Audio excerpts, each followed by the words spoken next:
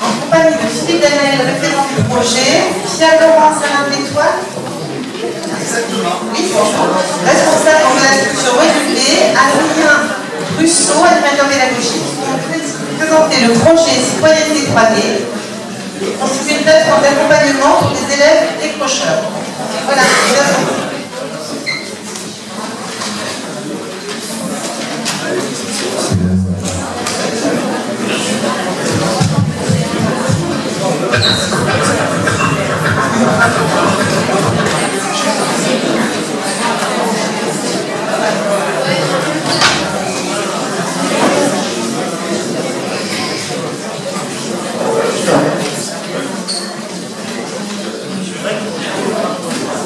Messieurs, dames, bonjour.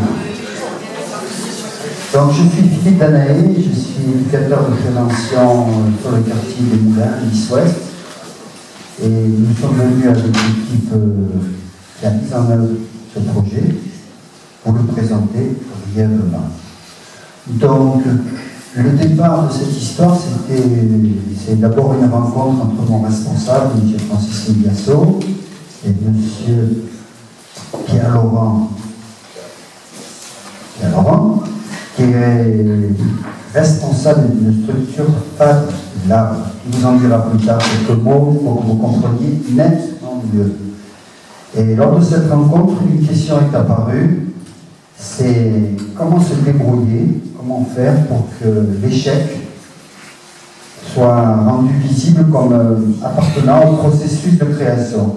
En gros, quand on est à l'école, souvent, on est évalué et ça peut parfois inhiber, ça déclenche aussi des comportements de compensation. On est en classe, on t'interroge, tu n'y arrives pas, tu te sens humilié, tu rattrapes dans la cour, ça te fait patati patata, ça fait partie du processus d'échec scolaire. Donc la question c'était comment remobiliser un intérêt pour le savoir, l'apprentissage, où l'échec retrouve une place non pas dramatique, traumatisante, mais faisant partie d'un processus d'apprentissage. Donc pour ça, on a eu la chance de participer avec le collège Jules Romain et la classe relais à l'intérieur du collège Jules Romain, de participer à un projet en 6 séances de 2 heures. Donc l'objet final était la création d'un t-shirt, mais le processus était à la fois cognitif, à la fois de participation collective, de mise en œuvre de ce projet, où justement l'essai-erreur reprenait une place. Donc on a monté cette combine sur 6 semaines, c'est ça, 6, 7, 8 semaines, avec 6 élèves. 6 élèves de la classe codée, donc certains sont en seconde, d'autres, j'ai eu du mal à leur mettre la main dessus. Donc aujourd'hui, ces élèves sont représentés par un brillant représentant, Monsieur Hamza Duka, qui va nous dire au bout d'un moment quelques petits mots comment il a ressenti sa participation. Voilà, juste... moi, je trouve que c'est intéressant les collaborations avec les tissus associatifs, mais aussi les tissus économiques pour varier les informations données à ces élèves dits, ou en tout cas parfois en difficulté. Il n'y a pas que la réussite scolaire, il n'y a pas que l'évaluation, il y a aussi le développement de la personne. On peut aussi envisager un accompagnement autrement que dans la note et dans la réussite scolaire. On peut réussir sa vie par d'autres bouts. Et c'est bien d'essayer de passer ce message-là à des jeunes gens des quartiers populaires. Voilà, je ne vais pas vous faire la parole parce que j'ai un peu tendance. Je me connais depuis longtemps. Ah, le titre, citoyenneté 3D. Alors, on va dire 2 mots. Ah, tiens, regarde, Rayana. Citoyenneté 3D, citoyenneté, donc mobilisation des valeurs de vivre ensemble, le fameux vivre ensemble, mais aussi, valeurs de la citoyenneté. Hein. Et 3D, parce que Fab Lab, c'est aussi une capacité de mettre en œuvre des expériences et du matériel issus de l'informatique et aussi de la pratique manuelle. Donc l'intérêt de rentrer en contact avec différents aspects de l'action. La matière, la réflexion, l'informatique et l'outil. J'espère que je m'en suis à peu près sorti. Voilà. Je passe la parole à mes collègues et je vous remercie de votre attention.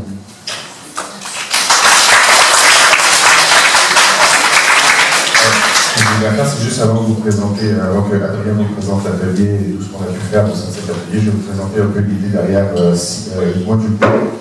Alors Module P, on a créé cet espace de fabrication partagée. Notre raison d'être, c'est de rendre accessible la création au plus grand nombre, au service de la transition du territoire. En fait, on est sur la Côte d'Azur, il y a plein de choses qu'on peut faire et qu'on n'a pas encore fait, et qu'on n'a pas encore fait plutôt. Et on est en train de vivre aujourd'hui plein de transitions, qu'elles soient au niveau environnemental, économique, social. Il y a plein de choses et même numériques principalement. Et on a justement voulu rendre accessible un lieu, des machines et surtout une communauté de créatifs pour que les gens se sentent à l'aise de créer de nouveau, puisque c'est la création qui mène à l'innovation, c'est la création qui mène à l'entrepreneuriat. En fait, c'est un vecteur d'action très puissant. Et donc, nous, on a accueilli en fait, l'association Suricate, l'ADCA, les étudiants du collège de Loin, pour justement que cet atelier puisse prendre vie. Donc, on en est très fiers, on est très content d'avoir pu participer à cette coopération. Et voilà, on a l'occasion à vouloir développer davantage de ce type d'action pour que ça puisse permettre à des gens de créer davantage. Donc, je vais passer la parole à Adrien, qui va vous expliquer un peu plus en détail le projet. Bonjour.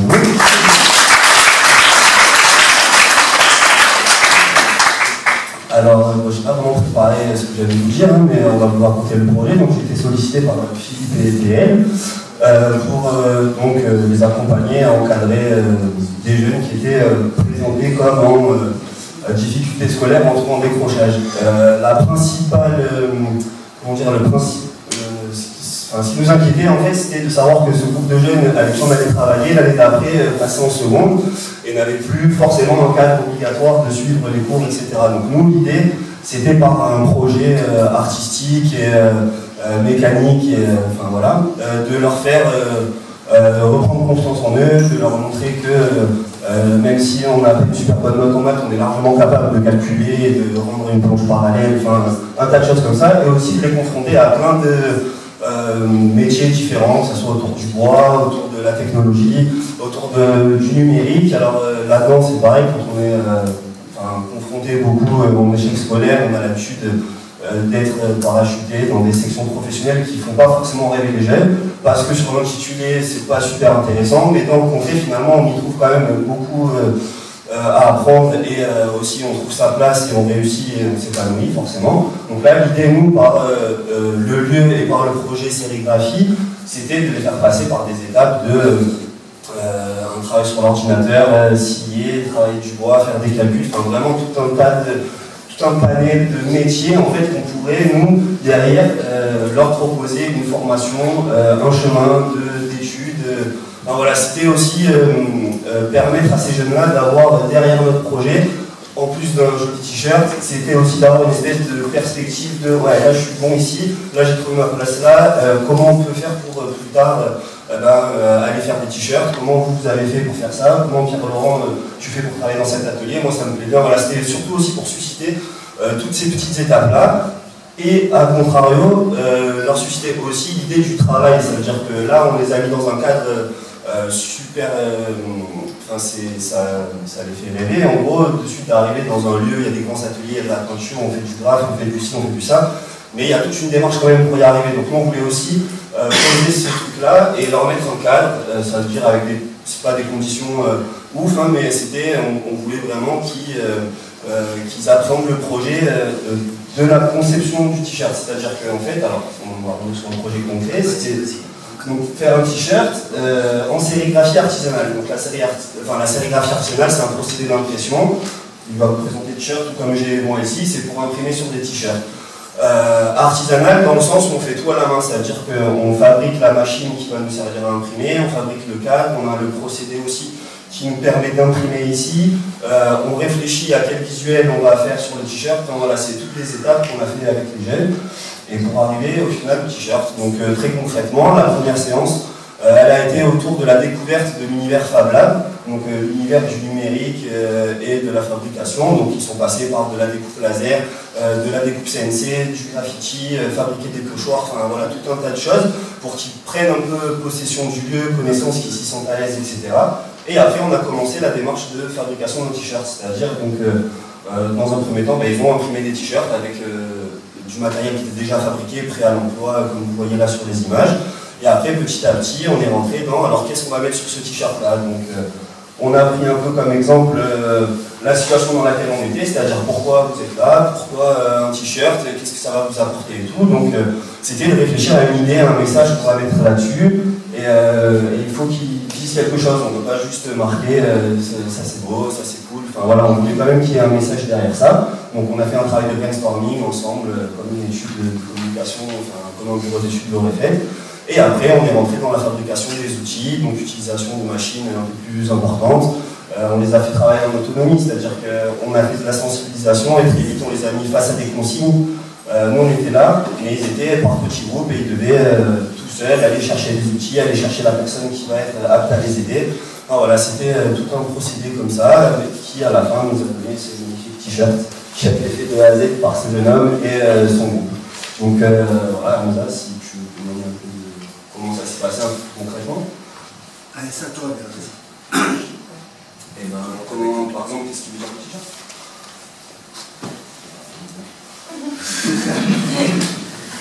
Qu'est-ce que vous allez faire dans les séries?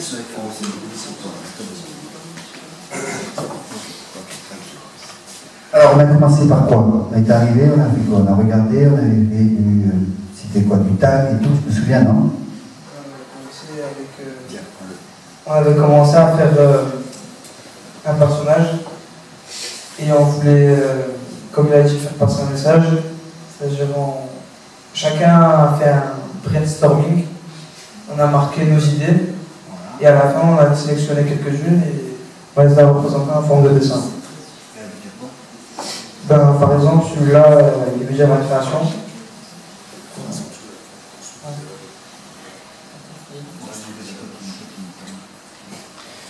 Là, ce drapeau, ça veut dire la paix, la terre, la paix, l'amour. Là, on a dessiné un rouleau de peinture pour l'arbre et tout. On a fait une pyramide qu'on voit engraver des échelons pour atteindre ses rêves. On a fait aussi une petite ampoule pour les idées qu'on a et tout. Ah oui, les gants-box pour dire qu'on se bat pour ses rêves. Et voilà, c'est en fait cette phrase-là, c'est un peu la traduction de ce qu'on a représenté ici. Voilà.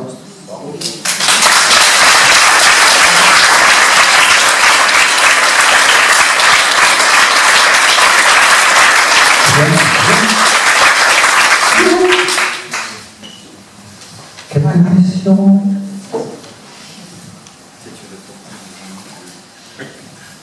D'autres témoignages? Vous continuez à parler de l'atelier ou de ce qui s'est passé? Oui, on a fait pour la sérigraphie. En fait, on a fait à la fin dès qu'on a fait, comme je dis, le brainstorming, c'était une collaboratrice, elle a fait le dessin et après on a fait la sérigraphie. On a construit on a construit des presses en bois, ce que vous avez vu là, pour après mettre notre dessin.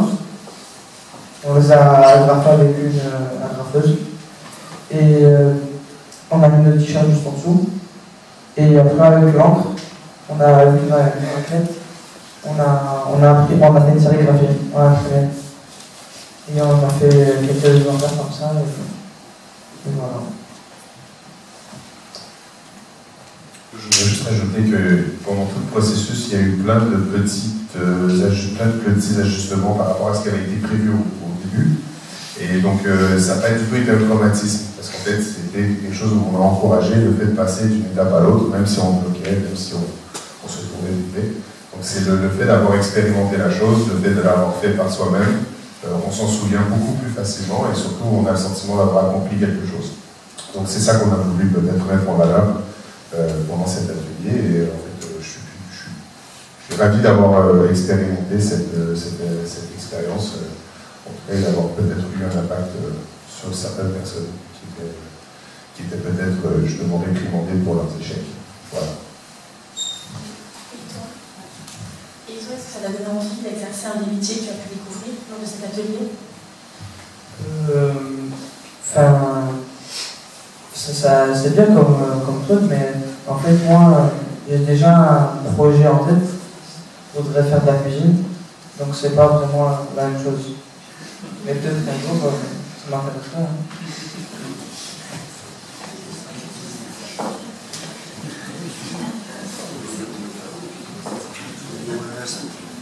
D'autres questions?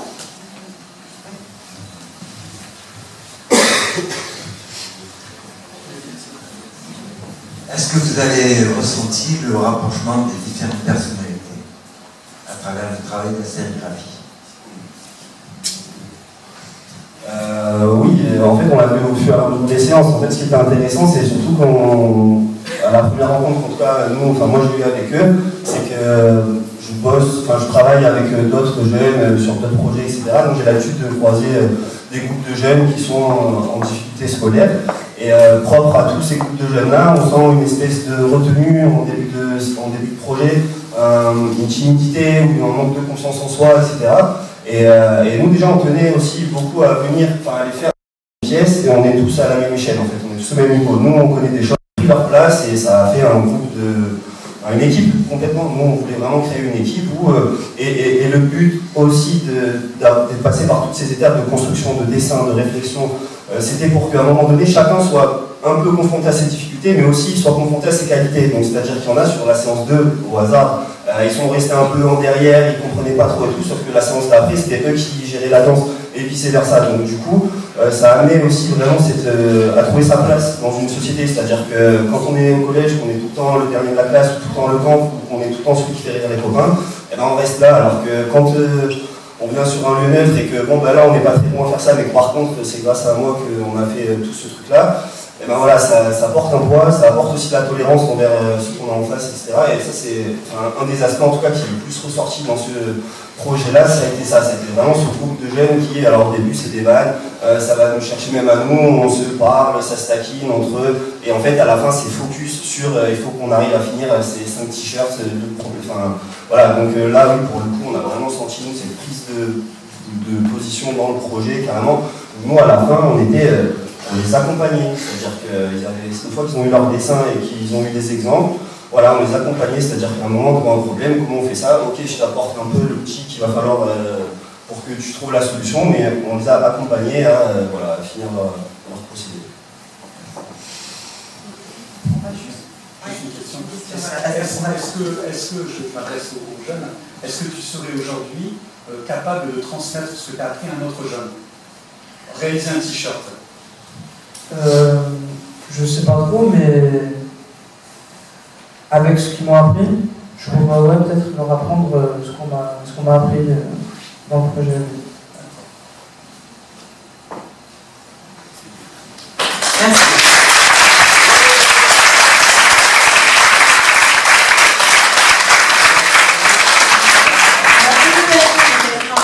On vous remercie. Puis on va passer, donc on a eu déjà des expériences et des actions innovantes de travailler chez Credit.